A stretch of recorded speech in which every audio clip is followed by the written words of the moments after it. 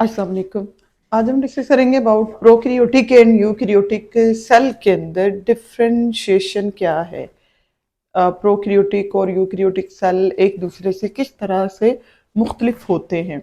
तो कुछ specific character हम लेंगे और उनको हम देखेंगे कंपेयर करके कि प्रोकैरियोटिक सेल के अंदर वो किस तरह से प्रेजेंट है और यूकैरियोटिक सेल के अंदर किस तरह से प्रेजेंट है। तो पहला करैक्टर हम इसमें लेंगे डिस्टिंक्ट न्यूक्लियस का, यानी proper nucleus, membrane bounded nucleus, इसकी प्रेजेंस को लेंगे। यूकैरियोटिक सेल के अंदर डिस्टिंक्ट न्यूक्लियस प्रेजेंट होता है, प्रोकैरियोटिक सेल के अंदर एब्सेंट होता है, यानी मेम्ब्रेन बाउंडेड न्यूक्लियस मौजूद होगा यूकैरियोटिक सेल के अंदर और एब्सेंट होगा प्रोकैरियोटिक सेल के अंदर। ये टर्म ही न्यूक्लियस की प्रेजेंस और एब्सेंस को शो करती है। यू का मतलब होता है ट्रू, ठीक वाला, दुरुस्त वाला, और कैरियोटिक वर्ड कैरियोन से निकला है जिसका मतलब होता है न्यूक्लियस। तो यूकैरियोटिक का मतलब हुआ ट्रू वाला न्यूक्लियस, प्रॉपर वाला न्यूक्लियस, जबकि प्रो का मतलब होता है बिफोर, यानी न्यूक्लियस से पहले की कंडीशन या प्रॉपर न्यूक्लियस से पहले की जो कंडीशन है उसको प्रोकैरियोटिक कहेंगे, और प्रॉपर न्यूक्लियस की मौजूदगी वाले सेल को यूकैरियोटिक सेल कहेंगे। सेकंड कैरेक्टर हम इनका साइटोप्लाज्म लेंगे। साइटोप्लाज्म यूकैरियोटिक सेल के अंदर सेपरेट होता है न्यूक्लियस से, क्योंकि न्यूक्लियस के अंदर न्यूक्लियोप्लाज्म जो फ्लूइड पोर्शन है वो अलग होगा, साइटोप्लाज्म अलग होगा। जबकि प्रोकैरियोटिक सेल में सिर्फ साइटोप्लाज्म पाया जाता है, न्यूक्लियोप्लाज्म नहीं होता, यानी कोई यहाँ पे डिफ्रेंशिएशन नहीं है। जितने टोटल इसमें फ्लूइड पोर्शन होगा वह सारा सारा यहाँ साइटोप्लाज्म ही होगा, जबकि यहाँ साइटोप्लाज्म डिफरेंट होगा और न्यूक्लियस का जो फ्लूइड पोर्शन है न्यूक्लियोप्लाज्म वो डिफरेंट होगा। थर्ड कैरेक्टर हम नंबर ऑफ क्रोमोसोम को लेते हैं। Number of chromosome generally eukaryotic cell में मोर देन वन है। मिनिमम नंबर इसमें हम 2 क्रोमोसोम्स को लेते हैं। मैक्सिमम नंबर जो रिपोर्टेड है 1260 क्रोमोसोम्स का है, जो कि इंडियन फर्न के अंदर रिपोर्टेड है। जबकि नंबर ऑफ क्रोमोसोम हम अगर प्रोकैरियोटिक सेल के अंदर लें तो जनरली इसके अंदर एक क्रोमोसोम पाया जाता है, और वो भी ट्रू क्रोमोसोम नहीं होता। जस्ट जो जेनेटिक मटेरियल है उसको सिंगल क्रोमोसोम कंसिडर किया जाता है, और इसके अलावा इसमें क्या होता है, एडिशनली एक एक्स्ट्रा सर्कुलर डीएनए मॉलिक्यूल पाया जाता है जिसको प्लाज्मिड कहा जाता है। मेम्ब्रेनस ऑर्गेनेलिस की बात करें तो यूकैरियोटिक सेल के अंदर मेम्ब्रेनस ऑर्गेनेलिस प्रेजेंट होते हैं, प्रोकैरियोटिक में मेम्ब्रेन बाउंडेड ऑर्गेनेलिस एब्सेंट होते हैं।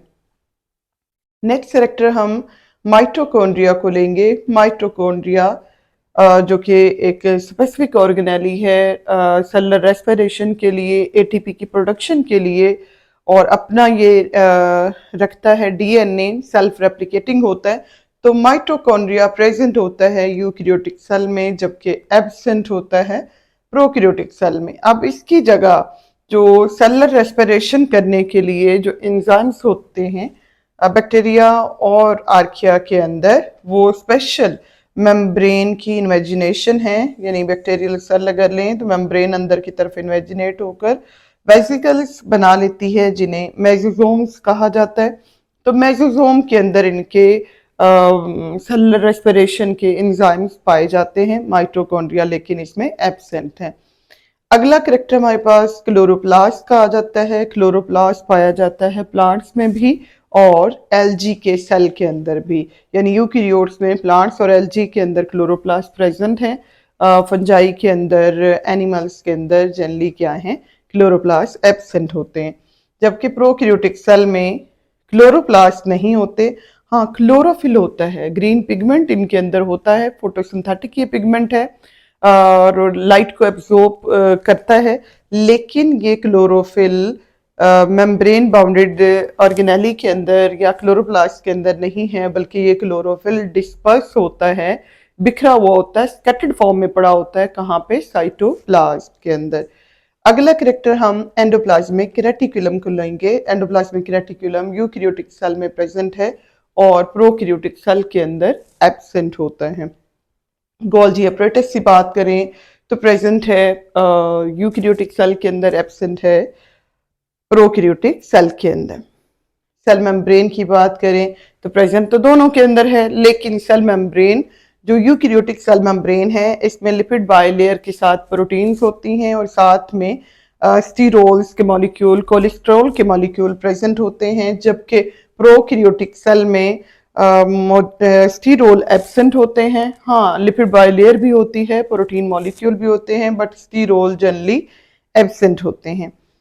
10th कैरेक्टर हमारे पास पिल्लाई है। पिल्लाई एब्सेंट होते हैं जनरली यूकैरियोटिक सेल के अंदर और प्रेजेंट होते हैं, हो सकते हैं प्रोकैरियोटिक सेल में। यानी प्रोकैरियोटिक हर एक सेल के अंदर पिल्लाई नहीं होते, लेकिन कुछ मखसूस जो सेल्स हैं उनके अंदर पिल्लाई मौजूद होते हैं। वो जिन्होंने कॉन्जुगेशन करनी है, जिन्होंने जेनेटिक मटेरियल को एक्सचेंज करना है, तो उस कॉन्जुगेशन में यही पिल्लाई इनको यूज किया जाता है।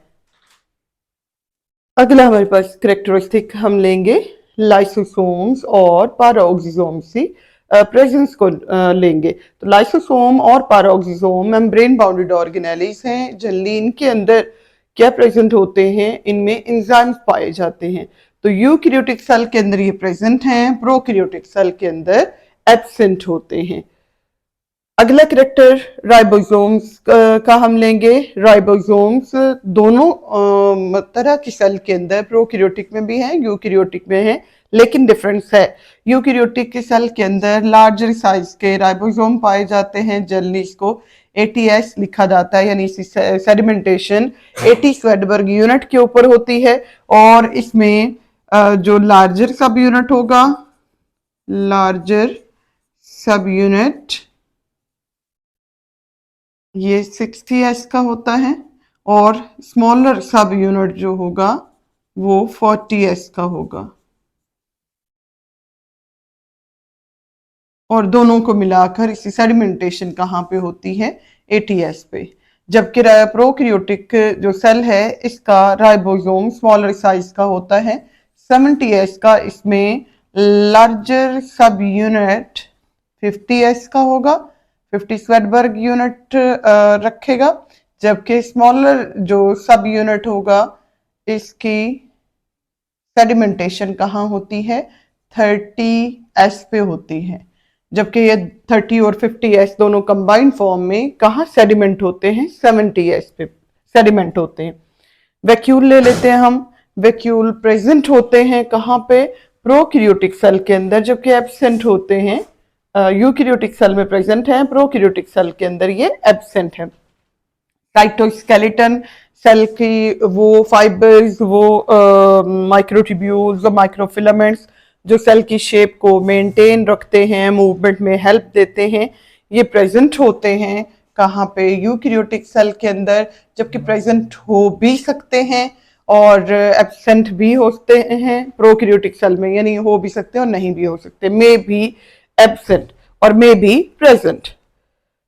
नेक्स्ट आ जाते हैं हमारे पास माइक्रोट्यूब्यूल्स। माइक्रोट्यूब्यूल्स इसमें हमारे पास प्रेजेंट होंगे कहाँ पे, यूकैरियोटिक सेल के अंदर, और एब्सेंट हैं या रेयरली पाए जाते हैं, बहुत नायाब है, मतलब बहुत कम ऐसे केसेस हैं जहाँ पे माइक्रोट्यूब्यूल्स प्रेजेंट होंगे कहाँ पे, प्रोकैरियोटिक सेल के अंदर। फिर सेल टाइप को हम लेते हैं कि सेल की जो टाइप है वो कौन सी है। एडवांस फॉर्म में तरक्की याफ्ता सेल है, एडवांस सेल है, एडवांस फीचर रखता है, या कि पुराना कदीम प्रिमिटिव और एंशिएंट टाइप का सेल है। तो सेल टाइप में यूकैरियोटिक सेल एडवांस सेल है, क्योंकि ये बना है किससे, ये प्रोकैरियोटिक सेल से ओरिजिनेट हुआ है। जबकि प्रोकैरियोटिक सेल क्या होते हैं, प्रिमिटिव होते हैं, पुराने हैं, ज्यादा कदीम है। लाइफ की जो स्टार्टिंग अर्थ के ऊपर हुई थी उसमें सबसे पहले जो सेल बने थे वो कौन सी टाइप थी, वो प्रोकैरियोटिक सेल ही थे। देन हमारे पास सेल वॉल आ जाती है। सेल वॉल अगर हम प्लांट के अंदर लें तो सेलुलोज से मिलकर बनी हुई है, और अगर फंजाई के अंदर लें तो काइटिन से मिलकर बनी हुई है। जबकि पेप्टाइडोग्लाइकेन से मिलकर बनी होती है membrane cell wall of prokaryotic cell, इसमें बैक्टीरिया भी आर्किया दोनों की जो सेल वॉल है पेप्टाइडोग्लाइकेन जनरली जो है ना वो लेते हैं। फ्लैजेला को लेंगे नेक्स्ट हम। फ्लैजेला मेम्ब्रेन बाउंडेड फ्लैजेला मौजूद होते हैं यूकैरियोटिक सेल के अंदर, और इनके अंदर जो मॉडल या कह लें कि जो मैकेनिज्म है वो 2+9 का है। 2 सेंट्रल माइक्रोट्यूब्यूल होते हैं और 9 इसमें पेरिफेरल डबलेट माइक्रोट्यूब्यूल्स पाए जाते हैं। जबकि प्रोकैरियोटिक सेल के अंदर जो फ्लैजेलम होते हैं ये मेम्ब्रेन बाउंडेड नहीं होते, और इसमें माइक्रोट्यूब्यूल की जगह क्या होती है, स्पेशल एक प्रोटीन है फ्लैजिलीन, जिससे रिपीटिंग यूनिट से फ्लैजेलम बनते हैं प्रोकैरियोटिक सेल के। अगला करैक्टर हम लेते हैं सेल का साइज। सेल का साइज यूकैरियोटिक सेल तकरीबन 10 गुना बड़े होते हैं प्रोकैरियोटिक सेल से। तो 10 माइक्रोमीटर से लेकर 100 माइक्रोमीटर तक साइज हो सकता है यूकैरियोटिक सेल का, जब से 1 से 10 माइक्रोमीटर साइज हो सकता है किसी भी प्रोकैरियोटिक सेल का। सेल का साइज हमारे पास इसमें जो है प्रोकैरियोटिक सेल का स्मॉलर होगा और यूकैरियोटिक सेल लार्जर साइज का होगा, तकरीबन 10 गुना बड़ा। अगला करैक्टर हमारे पास कैप्सूल कहा जाता है। मेम्ब्रेन के बाहर जो वॉल के बाहर जो कैप्सूल है, ये करैक्टर यूकैरियोटिक सेल में जनरली एब्सेंट होता है और ये प्रेजेंट हो सकता है प्रोकैरियोटिक सेल के अंदर में प्रेजेंट, मतलब प्रेजेंट हो भी सकता है और एब्सेंट भी होता है कुछ बैक्टीरिया के अंदर, कुछ मखसूस बैक्टीरिया के अंदर जो कॉलोनी सी फॉर्मेशन करते हैं उनके अंदर कैप्सूल पाए जाते हैं, अदरवाइज इनके अंदर कैप्सूल नहीं होंगे, मिसिंग होंगे। अगला करैक्टर हमारे पास सेल डिवीजन कहा जाता है। सेल किस तरह से डिवाइड करते हैं? यूकैरियोटिक सेल 2 तरीकों से डिवाइड करते हैं, ये माइटोसिस भी कर सकते हैं और मियोसिस भी कर सकते हैं, डिपेंडिंग अपॉन के रिप्रोडक्शन सेक्सुअल हो रही है या कि एसेक्सुअल रिप्रोडक्शन है। तो सेक्सुअल रिप्रोडक्शन के लिए मियोसिस होती है, एसेक्सुअल रिप्रोडक्शन के लिए माइटोसिस होती है। जबकि प्रोकैरियोटिक सेल बैक्टीरिया और आर्किया इन दोनों में से किसी भी मेथड को फॉलो नहीं करते डिवीजन के लिए। उनके अंदर सिंपली एक सेल कह लें कि डिवाइड कर जाता है या ब्रेक डाउन उसकी हो जाती है और उससे 1 से 2 सेल बनते हैं। इस प्रोसेस को बाइनरी फिशन कहा जाता है। तो सेल डिवीजन प्रोकैरियोटिक सेल में और तरह से है, यूकैरियोटिक सेल में और तरह से है। ओरिजिन की बात करें, कब ये ओरिजिनेट हुए थे, तो 1.5 बिलियन ईयर एगो से लेकर 2 बिलियन ईयर्स एगो बने थे यूकैरियोटिक सेल, जबकि प्रोकैरियोटिक सेल इससे पहले के हैं 3.5 बिलियन ईयर्स एगो। एग्जाम्पल्स लेंगे हम, हमारे पास जो यूकैरियोटिक सेल है, इसे एग्जाम्पल प्रोटिस्ट की आती है, फंजाई की एग्जाम्पल लेते हैं हम, इसमें एनिमल्स की एग्जाम्पल लेते हैं, प्लांट्स, यानी ये चारों kingdom, kingdom protista, kingdom fungi, kingdom animalia और किंगडम प्लांटी, चारों किंगडम्स यूकैरियोटिक सेल रखते हैं। जबकि प्रोकैरियोटिक सेल के एग्जाम्पल में हम क्या लेंगे, बैक्टीरिया और आर्किया कंसीडर करेंगे। It's all about prokaryotic cell and eukaryotic cell.